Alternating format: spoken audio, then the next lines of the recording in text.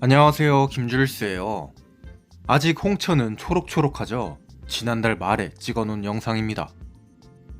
비바가 무섭지도 않은지 옆에서 참견 중인 공작이 공자 안 보는 척 올라가. 하면서 저기서 힐끗힐끗 보고 있는데요. 위험해. 올라가. 위험하게 왜 여기서 노는지. 오늘의 주인공은 가물치 연못입니다. 이때가 단풍이 들면서 한창 예쁠 때 가물치 연못이었는데 좀 뭐죠? 갑자기 물속에서 공기방울이 뽀르르 올라옵니다. 설마 방수포가 터진 걸까요? 물고기죠. 주인공은 조금 있다가 나옵니다. 가물치 연못은 가을을 대비해서 물고기들의 살을 무럭무럭 찌우고 있는데요. 몇 년 동안 안 주던 먹이를 먹이니까 정말 무지막지하게 커지고 있는 비단잉어. 저게 최소한 한 4자 반은 나올 거예요. 영상으로 보면 별로 커 보이지가 않죠? 그래서 이따가 크기 비교도 나옵니다. 아무튼간 제가 영상을 잠시 멈춘 동안 물고기들은 밤이나 낮이나 이렇게 밥을 먹어댔습니다. 덕분에 새우들도 포식 엄청 많죠? 자, 그리고 또 단풍이 예쁘게 든 다음날. 올해에는 날씨가 덥다가 갑자기 추워지는 바람에 단풍 기간이 상대적으로 짧았습니다. 그래도 볼만하죠. 간밤에 내린 서리에 노랑 어리언도 완전히 빨갛게 물들었고요. 비단잉어도 가을빛을 직방으로 맞아서 몸이 점점 더 빨개지고 있습니다. 물고기들은 고급 사료 먹이는 것보다 햇빛 직방으로 먹이는 게 훨씬 더 빨개집니다. 어이, 근데 이게 무슨 일? 둔벙에 있는 치어들의 수가 확 줄었어요. 일부는 숨어 있는 것 같기도 한데 옆에서 이 녀석 발견. 뭐야 이게? 곤충이 해친 건지 고양이가 해친 건지 조금 더 지켜봐야겠습니다. 뭔진 모르겠는데 분명히 습격을 당하긴 한 듯. 어허. 얘들은 그래도 크기가 꽤나 커져가지고 고양이나 곤충한테는 당하질 않습니다. 수달만 아니라면 외가리한테서도 괜찮을 듯 해요. 고새의 연못에는 몇 번의 서리가 더 내리고 나뭇잎이 완전히 떨어졌습니다.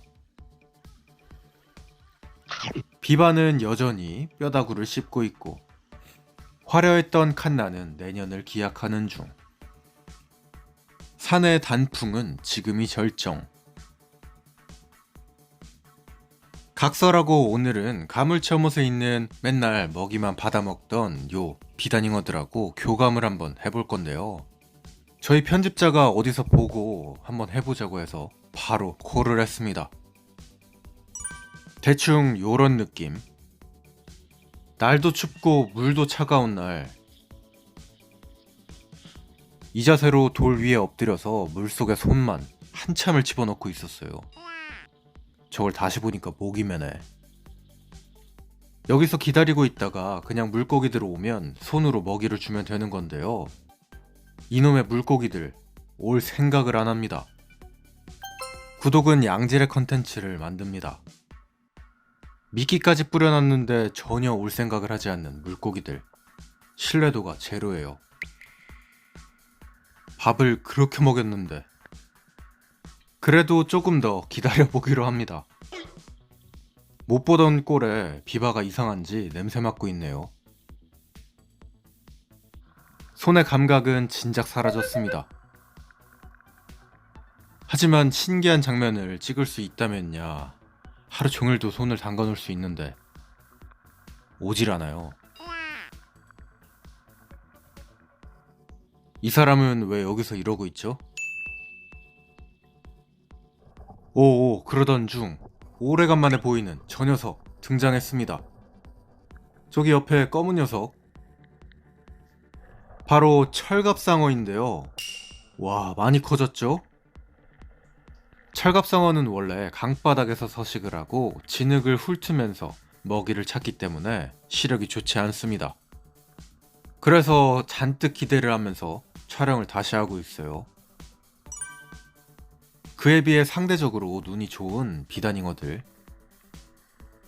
일정 간격을 유지하면서 절대 근처로 오지 않습니다. 저 얄밉게 저 돌틈에만 숨어있네.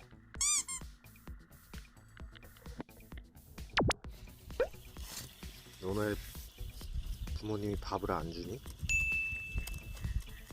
뭘 맨날 이렇게 주워 먹는 거야?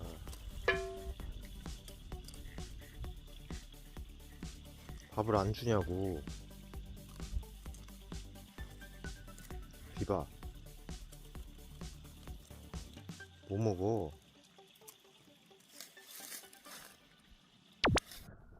오, 또 왔어요. 얘는 될 것 같은데? 지금 흥분을 주체 못하고 카메라가 떨리고 있습니다. 될 것 같은데? 시각보다 후각에 의존해서 먹이를 찾는 철갑상어. 냄새가 나는 쪽으로 다가옵니다.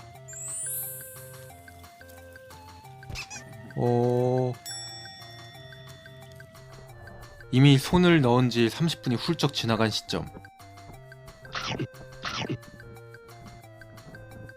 오우, 살벌하게 먹네. 크기가 엄청 커졌죠? 어?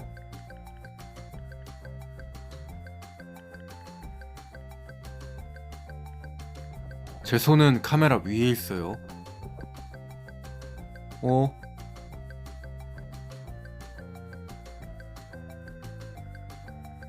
오, 비단잉어도 왔다.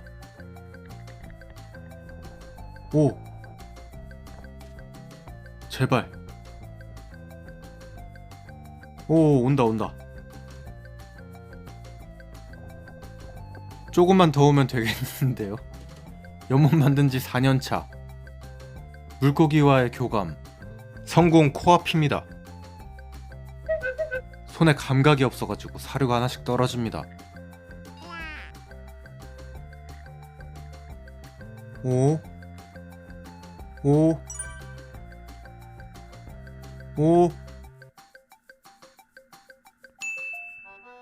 에이, 글렀네. 근처도 안 와요. 글렀어요.